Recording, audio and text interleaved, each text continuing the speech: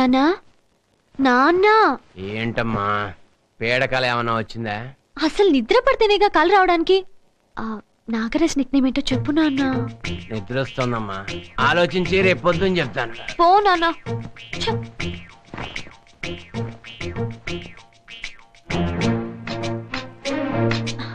నాన్నా నాన్న నిద్ర పట్టట్లేదు నాన్న. అబ్బా నన్ను పడుకోనివమ్మా.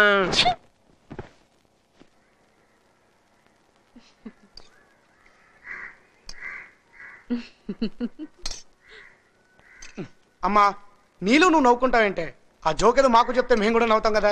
చెప్తే నువ్వు ఏడుస్తావురా? ముందు నువ్వు చెప్పాడు. ఏం లేదురా, నిన్న అమ్మాయి మన ఇంటికి వచ్చింది. నిన్ను ఏమని ఏడిపించేదాన్ని అడిగింది. అడిగిందా? నువ్వేమని చెప్పావు?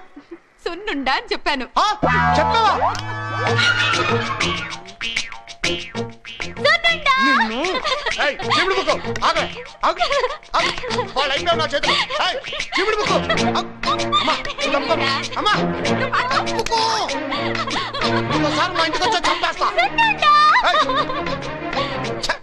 నాకు శత్రువులు ఎక్కడో లేరు, ఇంట్లోనే ఉన్నారు.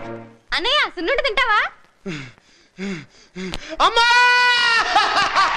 ఎక్స్క్యూజ్ మీ సార్, ఇవన్నీ విఐపి సీట్లు, కొంచెం వెనకెళ్ళి కూర్చుంటారా? ఏయ్ మనం ఎవరో చెప్పరా? ఏయ్ arts college leader, political background ఉంది, పేరు గురు. అయితే ఏంటండి, వెళ్ళి వెనక కూర్చోండి. ఏం మాట్లాడుతున్నారు నువ్వు? ఆయన ఎవరనుకున్నారా? 0.4 కన్నయ్య, 0.6 కి తమ్ముడు. మీరు కూర్చోండి సార్. రేయ్ ఆడేదో కూసాడ్రా, నాకు అర్థం కాలేదు. 0.4 కన్నా 0.6 తమ్ముడు, 0.5 అన్నాడు.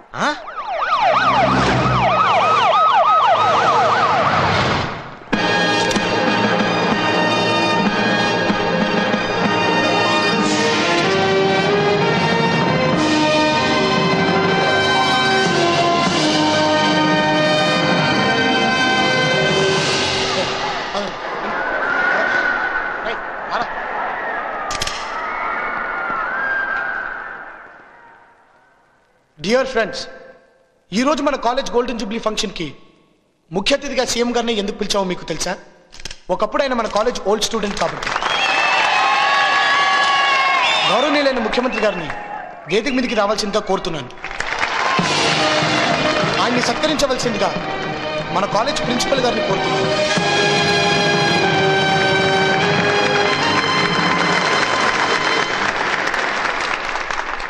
అలాగే ఈరోజు గౌరవ అతిథిగా విచ్చేసిన హోమ్ మినిస్టర్ గారిని కూడా వేదిక మీదకి రావాల్సిందిగా కోరుతున్నాను.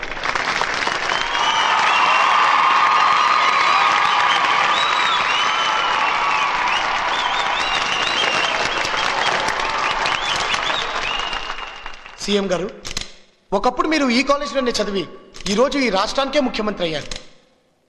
మా విద్యార్థి లోకానికి మీ సందేశాన్ని అందించవలసిందిగా కోరుతున్నాను.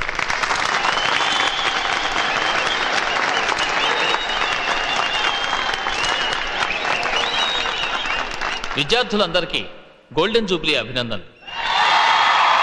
సాధారణంగా పొలిటికల్ లీడర్లు మైక్ పట్టుకుంటే వాగ్దానాలు చేస్తూ ఉంటారు. అది చేయటానికి నేను ఇక్కడికి రాలేదు.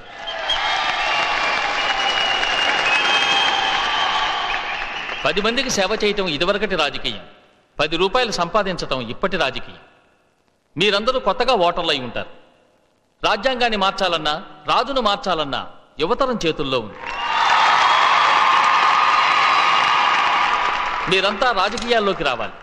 రాజకీయ వాతావరణాన్ని పరిశుభ్రం చేయాలని కోరుతున్నాను. ఈ రోజు నేను కూర్చున్న ఈ కుర్చీలో రేపు నా ఎదురుగా ఉన్న మీలో ఎవరో ఒకరు వచ్చి కూర్చోవచ్చు. ముఖ్యంగా యువకులకు నా విన్నపం, మీరు ఈ దేశాన్ని ఉద్ధరించే భావితరం ఆశాదీపాలు. నేను మిమ్మల్ని రేపటి వీరులు అంటున్నాను. యువరక్తంతో నిండిన నాడే అసెంబ్లీకి కొత్త కళ వస్తుంది. For the people, by the people, to the people అన్నదానికి బదులుగా for the youth, by the youth, to the youth అని అర్థం చేసుకున్న రోజున అందరం బాగుంటాం. జై హింద్.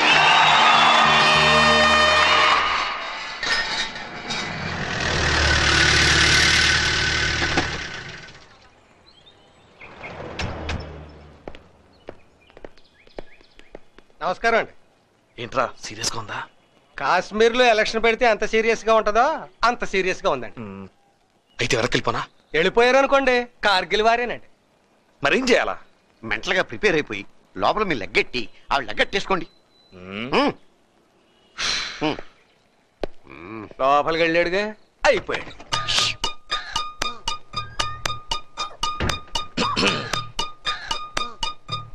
తలనొప్పిగా ఉందా? కాదు, ఒళ్ళు మంటగా ఉంది. నీ బాధ నాకు అర్థమైంది. అది పొలిటికల్ స్టేజ్ కాదు మందారం, కాలేజ్ ఫంక్షన్. ఏ కాలేజ్ కుర్రాళ్ళకి నేను పనికిరానా? నా స్పీచ్ పనికిరాదా? నన్నే కనుక స్టేజ్ ఎక్కించుంటే ఊపేసేదాన్ని.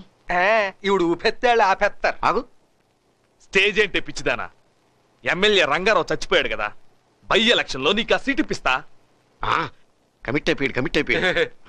ఏ ఎమ్మెల్యే పోయినా వాడు పెళ్ళారికే సీట్ ఇస్తున్నారుగా. ఆ రంగారావు నమ్ముకున్నా పోయేది. మందారం, మరీ అంత తీసేవాకు. ఈ సీటు నీకు ఇప్పించకపోతే నా పదవికే రాజీనామా చేస్తా. ఈ 4 గోళ్ల మధ్య వాగ్దానానికి ఏవీ లోట్లేదు. రాజకీయ నాయకులు మోసం చేసేది ఓటర్లు గాని నీలాంటి మ్యాటర్లు కాదే. నమస్కారం సార్. నమస్కారం అండి. నమస్కారం. ఈవిడ మందారం అని సంఘ సేవకురాలు. మన పార్టీ అంటే ప్రాణం. మిమ్మల్ని కలవాలని వచ్చింది. మీ పార్టీలో అవకాశం ఇస్తే నిరూపించుకుంటాను సార్. అలాగే.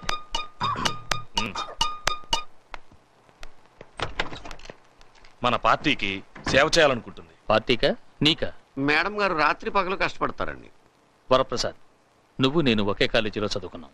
నీ గురించి నాకు బాగా తెలుసు. మనకు పదవి ఎంత ముఖ్యమో క్యారెక్టర్ కూడా అంతే ముఖ్యం. నీ గురించి ఏవేవో వింటున్నాను. అలాంటి పుకాలు రావటం మన పార్టీకి మంచిది కాదు. గిట్టని వాళ్ళు ఏవేవో మాట్లాడుతూ ఉంటారు. అవన్నీ మనం పట్టించుకుంటే అసలు మనం రాజకీయాల్లోనే ఉండలేం. ఆవిడ ఎందుకు తీసుకొచ్చావు? బై ఎలక్షన్ లో సీట్ కోసం. అది ఆల్రెడీ యూత్ లీడర్కి ఇచ్చేసాం. మనం ఇంకా బీఫార్మ్ ఇవ్వలేదుగా. మందారం చేత నామినేషన్ వేయించొచ్చు. నిమిషానికి ఒకరిని మారిస్తే మన పార్టీ పరువు గంగలో కలుస్తుంది. వస్తా. వచ్చేస్తున్నారు పొట్టిగాసే గారు వచ్చేస్తున్నారు. నమస్కారం అండి. నమస్కారం బాబు. నేను ఫింగర్ ఎత్తానంటే ఆంధ్ర రాజకీయాలు బొంగరాలు తిరిగిపోవాల్సిందే. అమ్మ మందారం బాగుండవా? నీకేలే, కష్టం తక్కువ కలెక్షన్ ఎక్కువ. ఏం బాగులేండి. అదేనండి, బై ఎలక్షన్ లో సీట్ ఇప్పిస్తాన్నారు కదా, సీఎం గారు చేయన్నారు. ఈయనేమో ఇండిపెండెంట్ గా నిలబెడతానన్నారు. ఈవిడేమో భయపడుతుంది. ఎందుకమ్మా భయం? లేను, ప్రతిపక్ష నాయకుడు నేను ఉన్నాను కదా. ఇప్పుడు మా పార్టీ తరఫున క్యాండిడేట్ ని పెట్టనండి. అమ్మాయిని ఇండిపెండెంట్ గా పెట్టి మా పార్టీ తరఫున సపోర్ట్ చేస్తా. ఓకేనా? ఓకే. హలో, నమస్కారం అండి. ఇప్పుడు ఈసారి బై ఎలక్షన్ లో మన పార్టీ క్యాండిడేట్ ని పెట్టకుండా మందారం అని మంచి సంఘ సేవకురాలు, హై క్లాస్ నుంచి లో క్లాస్ దాకా మంచి ఫేమస్ ఫిగర్, ఆవిడ్ని సపోర్ట్ చేద్దాం అనుకుంటున్నామండి. ఏంటండి, ఆవిడ్ని సపోర్ట్ చేస్తే మనకేంటి లాభమా? నన్ను మాట్లాడమంటారా? ఒక్క నిమిషం. ఆవిడ హోమ్ మినిస్టర్ గారి సంఖ్యలో సంచండి బాబు, ఆయనతోనే మాట్లాడండి. మీ పార్టీ సపోర్ట్ తో మందారాన్ని గెలిపిస్తే మా పార్టీ గవర్నమెంట్ ని నేను పడగొడతా. గ్యారంటీ ఏంటా? ఇది గ్యారంటీ ఏంటంటారేంటండి బాబు? లేడీస్ లెగ్గెట్టినాక ఎన్ని సర్కాలు కూలిపోలేదు. ఇప్పుడు హిస్టరీ తెలిసిన నన్ను ఇసుకించమాకండి. ఇక్కడ సంగతులు నేను చూసుకుంటాను, అక్కడ సంగతులు మీరు చూసుకోండి. అవి ఉంటా. థ్యాంక్స్ అండి, మీ రుణం ఉంచుకోను. ఏంటమ్మా థ్యాంక్స్ అని దండం పెడతానా? పోనీ ఏం కావాలో చెప్పండి. అట్లాంటి విషయాల్లోనే కొంచెం ఈకమ్మా. నాదొకటే సిద్ధాంతం, ఇంటి పన్ను ఫ్రీ, బియ్యం free, current free, support free. చెప్పు తీసుకు కొడతా, అది మాత్రం ఫ్రీ కాదు. కాశీ గారు, ఆ సంగతి నేను చూసుకుంటా. ఓకే. ఓటుకి ఎంతైనా ఇస్తా. ఏవైనా సరే నా మందారం అసెంబ్లీలో అడుగు పెట్టాల్సిందే. ఓకే.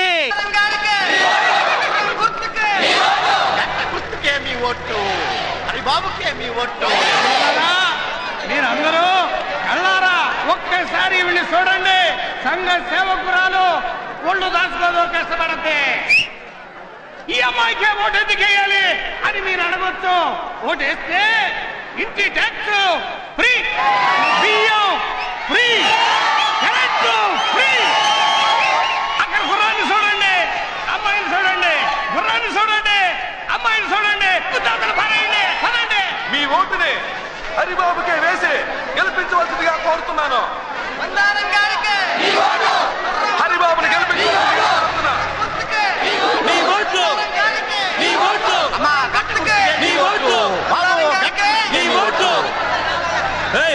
ఈ స్ట్రీట్ లో ముందు మేము వచ్చాం, వెనకెళ్ళండి. నేను ఈ రూట్ లో వచ్చామని మీరు ఈ రూట్ లో వస్తారా? మీరే నోరు మూసుకొని వెనక్కి తిరిగి వేరే రూట్ లో వెళ్ళండి. ఏంటి బాబు మేము ఏ రూట్ లో వెళ్ళాలో కూడా తమరే డిసైడ్ చేస్తారా? వెళ్ళండి వెళ్ళండి, వెనక్కి వెళ్ళండి. వెళ్ళే ప్రసక్తే లేదు. వెళ్ళకపోతే తలకాయలు పగులుతాయి. పగలు కొట్టడం మీకే కాదు మాకు తెలుసు. చూశారా వీళ్ళ డ్రామా? వీళ్ళ భాగవతం ఎవరికి తెలీదు. మొన్నటిదాకా ఈవిడ గారు ఆయన గారు నుంచుకుని పెత్తనం చెలాయించింది. ఇప్పుడేమో ఈయన గారు ఈవిడ నుంచుకున్నారు. వీళ్ళ సంగతి ఎవరికి తెలీదు. కాకపోతే సైడ్ మారింది అంతే.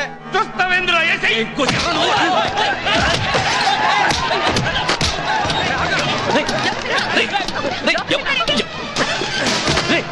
ఎవరా మీరు మా ఇంటికి వచ్చి గొడవ చేస్తున్నారు? ఎవరు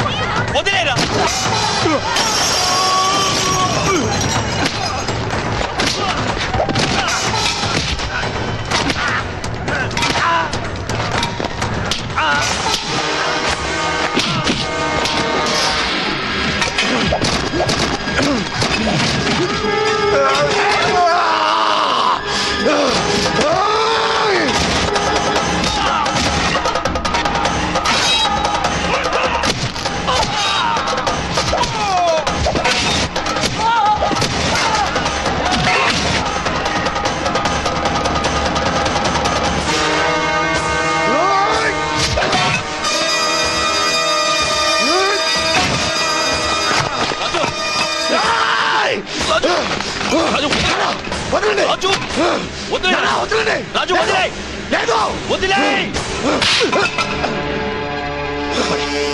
కింద పడే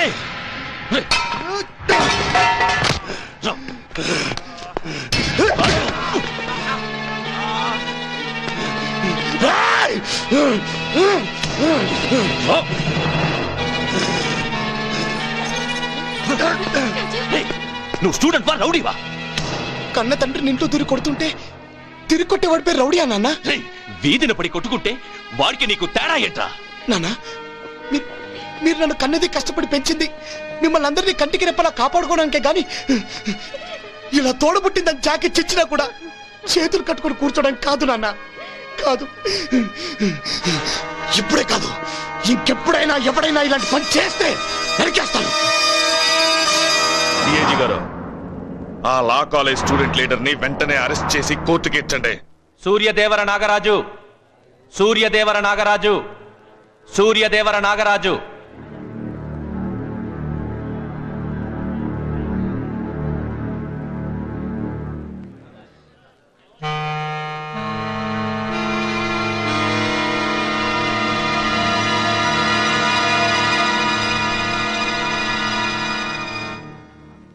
నీ పేరు? నాగా. ఇప్పుడు నేను పిలిచింది ఆ పేరుతో కాదనుకుంటాను. మా నాన్నగారు నాకు పెట్టిన పేరు నాగరాజు. అందరూ పిలిచే పేరు నేను మీకు చెప్పాను. ఈ నెల 16వ తారీఖున కడియాల రాజారావు అనే వ్యక్తిని నువ్వు కొట్టావా? నాకు తెలిసి అతని పేరు గురు. అతన్నైతే కొట్టాను.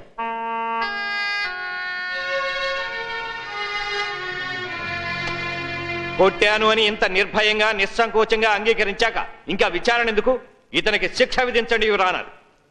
సార్ ప్రాసిక్యూటర్ గారు, నేరానికి శిక్ష ఉంటుంది. అది నేరమో కాదో విచారించక ముందే శిక్ష విధించమంటారేంటి సార్? రాజకీయ పార్టీ కార్యకర్తలు ఘర్షణ పడి మీ ఇంట్లో దూరి మిమ్మల్ని బాత్తే మీరేం చేస్తారు సార్? చేతులు కట్టుకుని వాళ్ళకి నమస్కరిస్తారా?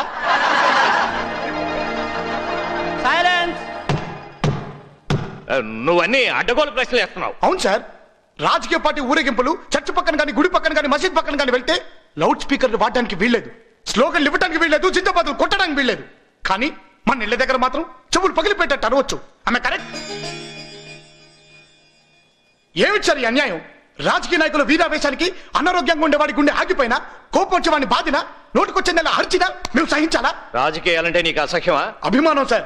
ప్రజలే నా దేవుళ్ళు, సమాజమే నా దేవాలయం, ప్రజల కోసమే నేను బ్రతుకుతున్నానన్న మహానుభావులకు చేతులెత్తి నేను నమస్కరిస్తున్నాను. కానీ సారా ప్యాకెట్లు పంచి బిర్యానీ పొట్లాలు ఇచ్చి ఎలక్షన్ రోజున చేతిలో 100 రూపాయలు పెట్టేవాళ్ళంటే నాకు అసహ్యం సార్. కాలేజీలో కాపీ కొట్టి పాస్ అవ్వడం ఎంత తప్పో ఎలక్షన్ లో కరెన్సీ వాడి గెలిచిన అంతే తప్పు సార్. ఎప్పుడు ఏ పార్టీ వాడికి అల్లరి చేయాలని బుద్ధి పుడుతుందో తెలియదు. అరే ఎవడు తల పగలు కొట్టిపోయి ఏ అమ్మాయి కూడా తల పగలు కొడతాడో కూడా తెలియదు. అయితే ప్రచారమే వద్దంటావా? ప్రచారం వద్దని నేను అంటోలేదు సార్, ప్రజల్ని డిస్టర్బ్ చేయొద్దంటున్నాను. ప్రచారం పేరుతో ₹1 కోట్ల తగలబెట్టొద్దంటున్నాను సార్. ఒక ఎమ్మెల్యే ప్రచారానికి అయ్యే ఖర్చు ఇంత లిమిట్ పెట్టినా అతను ఆ లిమిట్ దాటేసి లక్షలు ఖర్చు పెట్టేసి తిరిగి ఆ డబ్బంతా లంచాల పేరుతో ప్రజల దగ్గర వసూలు చేస్తున్నాడు. దీని మూలంగా నష్టపోయేది ఎవరు? ప్రజలు. డిస్టర్బ్ అయ్యేది ఎవరు? ప్రజలు. అందుకనే రోడ్ల మీద ప్రచారాలు వద్దంటున్నాను. అది రాజ్యాంగం ఇచ్చిన హక్కు. మన దేశానికి స్వతంత్రం వచ్చి 56 ఏళ్లు పూర్తయ్యేలోపు 100 సార్లు మార్చిన రాజ్యాంగాన్ని ప్రజల కోసం మరోసారి మార్చడంలో తప్పులేదు సార్. అభివృద్ధి చెందిన అమెరికా వంటి ఎన్నో దేశాలు సైతం టీవీ మీడియా ద్వారా ప్రచారాన్ని సాగిస్తున్నాయి. అందుకే ఎలక్ట్రానిక్ మీడియా ద్వారా ప్రతి పార్టీకి ప్రచారానికి ఇంత సమయాన్ని కేటాయించి ప్రజాధనాన్ని కాపాడండి సార్. నడి రోడ్డున ప్రచారం పేరుతో ప్రజాస్వామ్యాన్ని ఉరితీయకుండా కాపాడండి సార్. నేను చేసింది నేరమే, కానీ ఐపీసీ సెక్షన్ 96, 97, 98 and 100 ప్రకారం నేను శిక్షార్హుణ్ణి కాను. That's all your honour. Nagaraju మీద ప్రాసిక్యూషన్ వారు పెట్టిన కేసును కొట్టివేస్తూ అతని సూచనలు ఎలక్షన్ కమిషనర్కి పంపవలసిందిగా సిఫార్సు చేయడమైంది.